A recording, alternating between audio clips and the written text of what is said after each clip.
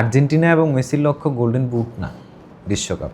So তারা সেইভাবেই খেলবে। আসলে মেসি এখন পেলে ম্যারাডোনাদেরকেও ছাড়িয়ে গেছে, সেখানে রোনালদোর কথাটা আসে কেমনে? গোল্ডেন বুট জেতার টার্গেটটা এখন আর মেসি আর্জেন্টিনা কারোরই থাকবে না। মানে গোল যদি মেসির দিক থেকে 2টা আসে, অ্যাসিস্ট একটা আসে, তাহলে এমনিতেই আসলে গোল্ডেন বুট অটোমেটিক্যালি এসে যায়। কিন্তু ওভারঅল ফুটবলিং গোড বা ওভারঅল কম্পারিজন বা টোটাল ফুটবল কম্পারিজনে তো রোনালদো এই কনভারসেশনে অনেক পেছনে চলে গেছে। আসলে মেসি দলগত খেলায় স্পেনে এগিয়ে, আর্জেন্টিনা হচ্ছে মোমেন্টামের খেলা, মানসিকতার খেলা আর ঐক্যবদ্ধের খেলা। ওটা এমবাপ্পের বিরুদ্ধেই তো আসলে মেসি ফাইনালটা জিতছে। এমবাপ্পে তো মেসির বিরুদ্ধে ফাইনালটা জিততে পারে নাই। এক্সপিরিয়েন্সের কাছে হয়তো আর্জেন্টিনা এই ম্যাচটা বের করে নিতে পারে। লিওনেল মেসি আসলে ওই সময়টাতে কন্টিনিউয়াস প্লে মেকিং করতে থাকে। ওই প্রেশারটা হচ্ছে অপোনেন্ট ডিফেন্স নিতে পারে না, যে কোনো সময় ভেঙে পড়ে। আর ওই ভেঙে পড়ার সুযোগটা আর্জেন্টাইন ফরওয়ার্ডরা একেবারে পারফেক্টলি নেয়। ফাইনাল ম্যাচে একটা গোল করলে আবার যৌথভাবে এমবাপ্পের সাথে সমান থেকে তিনি শেষ করতে পারবেন।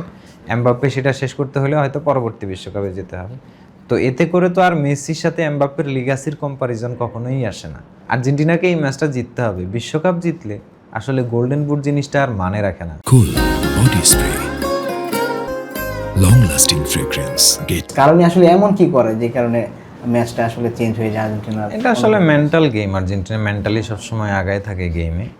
তো ওই জায়গাটা থেকে তারা গোল খাইলেও আসলে ওইভাবে মেন্টালি ব্রেক করে না। আর যখন তাদের কোনো সুনির্দিষ্ট পরিকল্পনা থাকে যে কীভাবে অপোনেন্টকে হিট করা যায়, গ্যাপগুলো খুঁজতে থাকে, সেই জায়গায় সবচেয়ে বড় এক্স ফ্যাক্টর হলো লিওনেল মেসি। লিওনেল মেসি আসলে ওই সময়টাতে কন্টিনিউয়াস প্লে মেকিং করতে থাকে। ওই প্রেশারটা হচ্ছে অপোনেন্ট ডিফেন্স নিতে পারে না, যে কোনো সময় ভেঙে পড়ে।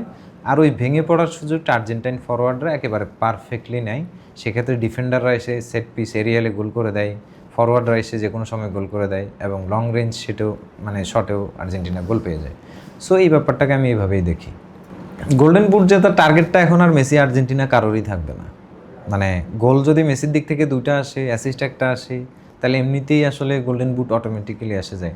আর্জেন্টিনাকে এই ম্যাচটা জিততে হবে। বিশ্বকাপ জিতলে আসলে গোল্ডেন বুট জিনিসটা আর মানে রাখে না। মেসি এমনিতেই গোল্ডেন বল জিতে যাবে। সো আর্জেন্টিনা এবং মেসির লক্ষ্য গোল্ডেন বুট না, বিশ্বকাপ।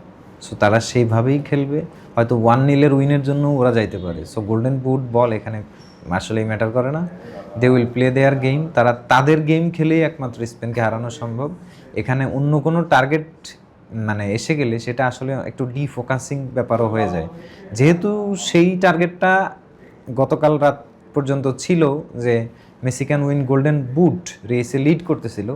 সো এটা একটা ডিসরাপশন হইতে পারতো ফাইনালে। এখন সেই জিনিসটা নাই। মেসি কমপ্লিটলি প্লে মেকিং এবং সুযোগের অপেক্ষা থাকবে। স্কোরিং চান্স আসলে সেটা নিবে, আর স্কোরিং চান্স না আসলে সেটা ইয়ে করবে। ধরেন আর্জেন্টিনা ফ্রি কিক বা আদার্স অন্যান্য এক্সপেক্টে একটু ডিফারেন্টলি ট্রাই করতে পারে। মেসির এই ওয়ার্ল্ড কাপে ফ্রি কিক গোল একটা, এবং এরপর আর্জেন্টিনা বক্সের সামনে খুব বেশি ফ্রি কিক পায়ও নাই। সো এই ম্যাচে এই ধরনের সিনারিও হয়ে যেতে পারে। ফ্রি কিক থেকে মেসির গোল, ডিফারেন্ট স্টোরি। এমনিতে তো আর্জেন্টিনা একটু ডিফারেন্ট স্টোরি দিতে পছন্দ করে। সো এরকম কিছু আসলে আর্জেন্টিনার ওইভাবে টার্গেট থাকবে না। তারা তাদের ন্যাচারাল গেম খেলে ওইভাবেই আগাইতে থাকবে। তো আপনি কি মনে করেন বিশ্বকাপের ইতিহাসে এমবাপ্পে মেসিকে পিছনে ফেলবে? অলরেডি তো পিছনে ফেলছেই গোলের দিক থেকে। আর এমবাপ্পে হচ্ছে ধরেন গোল স্কোরিং প্রডিজিতে ওয়ার্ল্ড কাপে এসে ডিফারেন্ট ব্রিড হয়ে উঠছে। 18, 22, 26 একই রিদমে 3টা ওয়ার্ল্ড কাপ খেলা এবং সেই অনুযায়ী গোল করা, ওই যে ব্যাপারটা। তো এমবাপ্পে ওই জিনিসটা পাইছে, ওই অরাটা হয়েছে। মেসি হয়তো আর শেষ দিকে এসে রিদমে এসেছেন, এখন 39। উনি তো আর ওয়ার্ল্ড কাপে কমপ্লিট করবেন কিনা আমরা জানি না। আবার এই ফাইনাল ম্যাচে একটা গোল করলে আবার যৌথভাবে এমবাপ্পের সাথে সমান থেকে তিনি শেষ করতে পারবেন। এমবাপ্পে সেটা শেষ করতে হলে হয়তো পরবর্তী বিশ্বকাপে যেতে হবে। তো এতে করে তো আর মেসির সাথে এমবাপ্পের লিগাসির কম্পারিজন কখনোই আসে না। ওয়ার্ল্ড কাপে তো এর আগে মিরোস্লাভ ক্লোজেও টপ স্কোরার হয়ে অনেক দিন বসেছিলেন। তাকে ছাড়াই গেছে রোনালদো লিমা, রোনালদো লিমাকে ছাড়াই গেছেন তিনি। তো আসলে এটা থেকে রোনালদো লিমার ওয়ার্ল্ড কাপ গ্রেটনেসটা পড়ে গেছে? কোনোভাবেই পড়ে নাই। কারণ মিরোস্লাভ ক্লোজের চেয়ে ওয়ার্ল্ড কাপে রোনালদো লিমাই অনেক বড় ফিগার।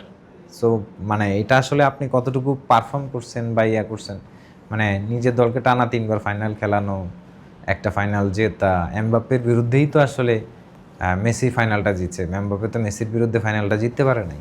সো এই লিগাসিগত ব্যাপার থেকেও এখানে একটা আসলে থাকে। মেসি তার হিস্ট্রি, লিগাসি, রূপকথা, ফেরিটেইল যা কিছু সব কমপ্লিট করে ফেলছে। এমবাপ্পে যদি মেসিকে ছাড়াইও যায় এবং ছাড়াই থেকেও ওই ওয়ার্ল্ড কাপটা ফিনিশ করে, আসলে এটা ডাজ নট ম্যাটার।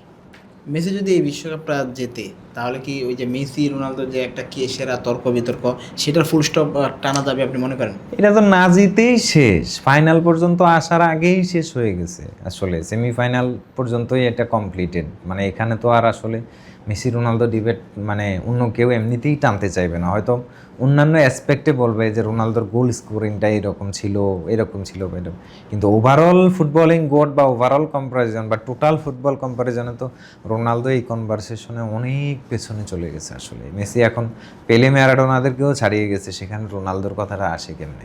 দলগত খেলায় স্পেনে এগিয়ে, আর্জেন্টিনা হচ্ছে মোমেন্টামের খেলা, মানসিকতার খেলা আর ঐক্যবদ্ধের খেলা, ওটা নিজেদেরকে নিজেরা বিশ্বাস করে খেলা।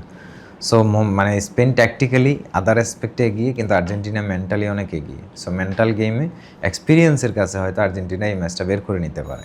ধরেন স্বাভাবিক খেলায় যদি মানে 10 বার খেলা হয় হয়তো 7 বার জিতবে, 3 বার জিতবে আর্জেন্টিনা। ওই 3 বারের মধ্যে এই একটা ইম্পর্টেন্ট ম্যাচ হতো আর্জেন্টিনা বাগিয়ে নেবে, মানে ওই 3 বারের এই একটা রাত তো এটাও হইতে পারে আসলে।